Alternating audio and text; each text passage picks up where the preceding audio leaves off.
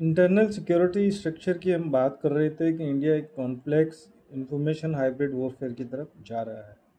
Friends, eastern borders जो great game of Bangladesh है वो काफ़ी टिल्ट हो चुका है towards India. And America defeated feel कर रहा है after losing Bangladesh election and Bengal election. Foreign powers tried their best to create a coalition government or some kind of unstable political environment in the northeast, but they failed.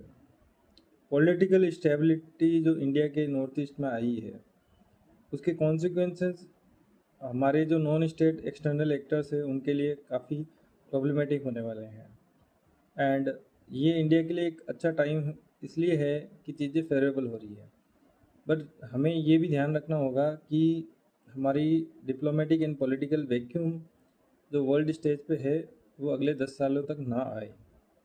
Secondly, कुछ internal policy frameworks हैं जिन पे हमें काम करना होगा।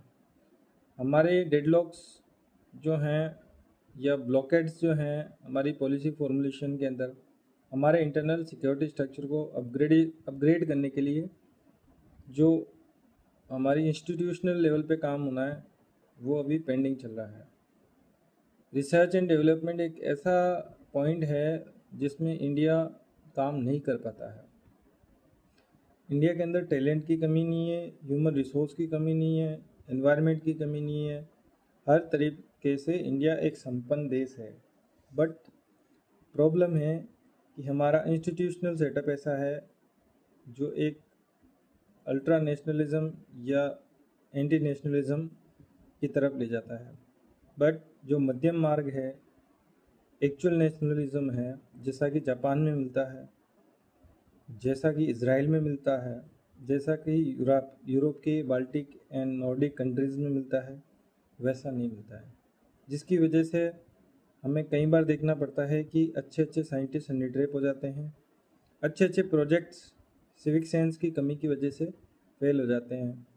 And secondly, कोई research and innovation Bharat में नहीं होता है, इसलिए हमें फॉरेन पावर्स पे डिपेंडेंट होना पड़ता है।